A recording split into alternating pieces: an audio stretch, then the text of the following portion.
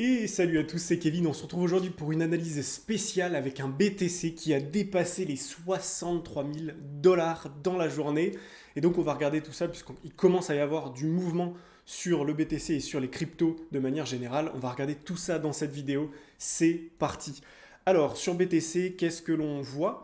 Eh bien, la première chose qu'on observe, c'est qu'on a atteint les 63 900 dollars, même les 64 000 dollars. On a dépassé, on a touché les 64 000 dollars. On a fait une mèche à combien?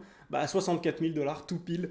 Incroyable sur BTC USDT. Alors, je vais regarder rapidement sur BTC USDT.p ce que ça donne. On a atteint les 64 348 dollars. Donc, globalement, qu'est-ce qu'on a sur BTC? Alors, je vais vous montrer ça sur le marché spot classique. Ou je montre ça peut-être sur le perp, ça ira très bien. Alors en gros, qu'est-ce qu'on a? On avait la zone de rechargement. On a cassé cette zone de rechargement à la hausse. Donc le marché est reparti à la hausse. Donc à partir de là, je vous disais hier, dans la vidéo d'hier, je vous disais qu'effectivement l'objectif c'était de continuer de monter maintenant. À partir du moment où on avait cassé à la hausse cette zone de rechargement. Donc, vu qu'on a cassé cette zone de rechargement, maintenant, l'objectif, c'est de passer de 57 000 à minimum 63 600, puis 66 400, puis 69 000.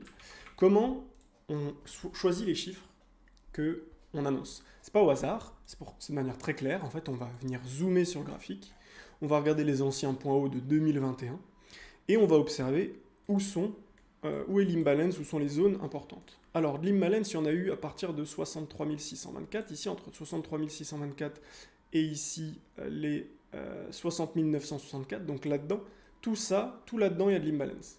On a eu une grande baisse violente ici, sans faire de retest, on n'a pas fait de retest plus haut que ça, et donc on a de l'imbalance. Donc ça, c'est un niveau qui peut être mené à être retesté fortement, et dans lequel on peut d'ailleurs retrouver de la structure baissière. Donc si jamais on a besoin de revoir un marché redescendre, c'est dans cette zone. Et là, en ce moment, si on regarde par rapport à cette zone, donc par rapport au premier trait jaune, on va regarder ensemble, on voit en fait qu'on a atteint cette zone à l'instant, et qu'on a un rejet important. Et donc là, effectivement, on commence à avoir une réaction du marché. Et c'est ce qu'on attendait. On attendait une réaction du marché. Donc c'est vraiment important quand on voit ça de se dire que c'est pas anodin. Maintenant, c'est pas parce qu'on a une petite réaction que ça y est, c'est parti, c'est la catastrophe, c'est fini. Pas du tout. On est encore fin février. On a encore le temps, puisqu'on peut avoir encore un rallye qui peut monter jusqu'à avril, mai. Donc voilà, là on peut encore corriger, puis remonter, etc. Ce qu'il va falloir vérifier maintenant, c'est qu'est-ce qui se passe si jamais on vient en dessous des 55 000 dollars ici? Est-ce qu'on réintègre à la hausse? Et dans ce cas-là, on est vraiment sur un marché qui va continuer de pousser. Ou est-ce qu'on vient en dessous de ça et on continue de descendre? Dans ce cas-là, il y aura vraiment des shorts à prendre à court terme. Et l'objectif, c'est pas du tout de se positionner à très très long terme, mais c'est simplement de se dire, ok, si on vient dans cette zone en dessous de ces creux, qu'on réintègre à la hausse, on peut long, stop en dessous et on reprend toute la hausse. Si à l'inverse, on vient casser ça, qu'on ne réintègre pas et qu'on redescend, qu'on recasse le plus bas, on pourra shorter, stop au-dessus, et dans ce cas-là, on viendra chercher les prochaines zones de liquidité. On a des zones de liquidité au niveau des 50 400, et ensuite on en aura d'autres aux alentours des 46 800 dollars. Mais on en reparlera. Pour l'instant, le marché est toujours haussier. On est venu chercher une première zone de liquidité sur les 63 675 dollars. La prochaine zone de profit, donc là on est re-rentré sur le marché depuis qu'on a cassé les 57 300. Oui, c'est ça, les 57 700, pardon, j'en avais parlé. Donc on a fait cette mèche. Lorsqu'on a cassé ici, je ne sais pas si j'en ai parlé avec vous sur YouTube ou si j'en ai parlé qu'avec les élèves en individuel. D'ailleurs, ceux que ça intéresse, n'hésitez pas, le lien est dans la description si vous voulez vraiment en savoir plus sur comment progresser en investissement et en trading crypto. Vous prenez rendez-vous avec moi, le lien est dans la description. Et donc par rapport à là, donc, dès qu'on a eu la cassure haussière, ici on est re-rentré en longue juste ici. On avait la possibilité de mettre un stop en dessous de toute cette structure juste là. Et le but c'était de prendre TP1, TP2 et TP3. Donc avec une moyenne ici, donc à 14% de hausse, un premier TP à 9% qui a été pris aujourd'hui, donc ça c'est très bien, mais voilà globalement à quoi ça ressemblait ici. Pas grand chose de plus à dire. Maintenant, ce qu'on va voir en termes de TP, comment on fait. Donc le TP1, je vous l'ai expliqué, donc là on va se remettre en daily. Le TP1, c'est la zone d'imbalance, c'est-à-dire que là on a baissé, rebondi, on a baissé fortement, et là on voit que sur cette bougie rouge, on n'a aucun retest de tout ça. Donc ça, c'était l'imbalance qu'on peut retester le haut de l'imbalance. Maintenant, deuxième zone de liquidité, bon bah là c'est carrément un ancien point haut, intermédiaire ici aux alentours des 66 400 $. Et enfin, le dernier TP, c'est le point le plus haut, donc l'ATH actuel, qui est aux alentours des 69 198 $, donc un peu en dessous de 69 200 $ sur l'USDT.P. Et voilà globalement à quoi ça ressemble. Et donc pour l'instant, on est toujours dans un marché qui est haussier. Pas grand chose de plus à dire sur BTC, mais on voit quand même du mouvement.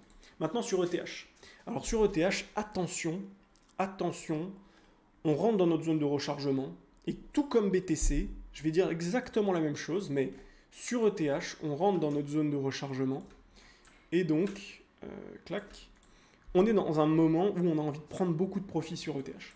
Ici sur ETH, on a envie de prendre énormément de profit là-dedans. Toute cette zone de rechargement, alors c'est une zone qui est grosse effectivement, entre les 3370 $ et les 4046 $, c'est une zone qui est importante. Mais c'est une zone dans laquelle on veut prendre des profits et pas forcément se positionner à l'achat.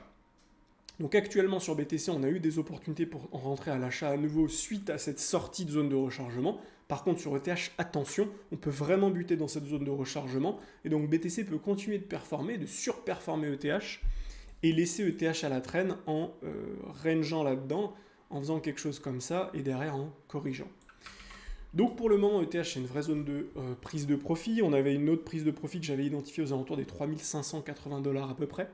Malgré tout, bon, on ne peut pas non plus dire que ce soit baissier pour le moment. C'est pas baissier, même si on commence à faire une première mèche dans la zone de rechargement. C'est pas baissier, pourquoi? Parce qu'on est dans un momentum extrêmement aussi, on le voit, parabolique. Et donc on pourrait continuer d'empiler les bougies ici.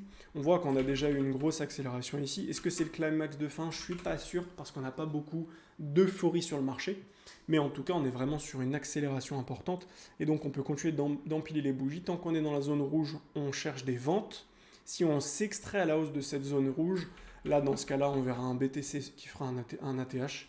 Et on verra Ethereum qui également attaquera toutes les zones qui sont ici, les zones intermédiaires, et son ETH aux alentours des 4800 $. Voilà ce qu'on a à dire ici sur ETH.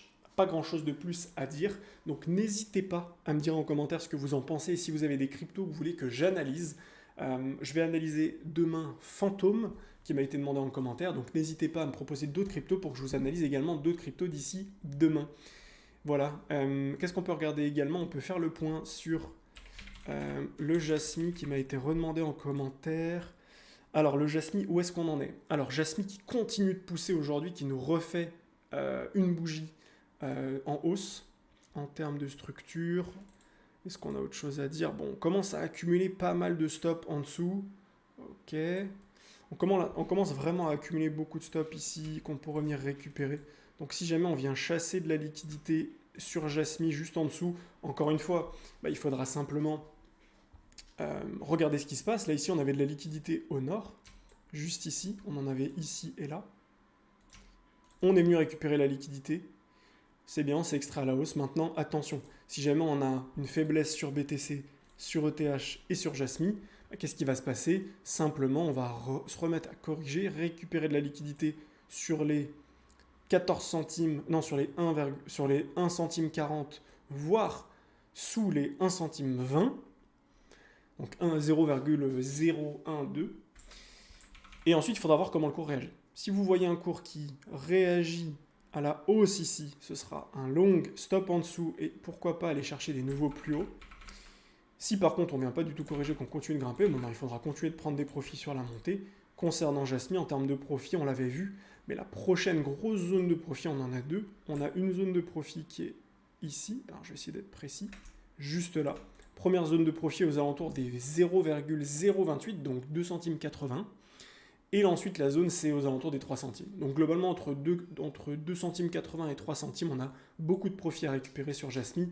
Ce qui peut nous faire encore une hausse importante, une hausse de 50 à entre 50 et 100%, ce qui serait déjà énorme sur Jasmy. Donc si on a une continuité des cours, je verrais vraiment Jasmy accélérer à la hausse et continuer de monter, minimum dans cette zone de rechargement, voire même plus haut, on peut vraiment avoir une accélération importante. Et on n'a pas grand chose de plus à dire, mais là on voit vraiment que Jasmy est dans un momentum très très haussier. Et donc la moindre journée verte en fait sur BTC, ETH serait une journée très verte sur Jasmy et des cryptos comme ça qui pumpent beaucoup. J'ai d'autres petites pépites de mon côté, je me les garde pour l'instant et puis je vous les partage très prochainement. En tout cas, voilà, n'hésitez pas à me dire en commentaire quelles sont les prochaines cryptos que vous voulez que j'analyse. Je fais le suivi de Jasmy dans les prochains jours, le suivi de TH, BTC, on va également regarder Track et 0x0. Et je vous laisse me dire en commentaire ce que vous pensez du reste. N'hésitez pas à vous abonner si ce n'est pas déjà fait pour rater aucun suivi sur Jasmy, sur BTC, ETH, Track, 0x0, etc. Je vous souhaite une belle soirée, je vous dis à demain pour une prochaine vidéo. Ciao ciao.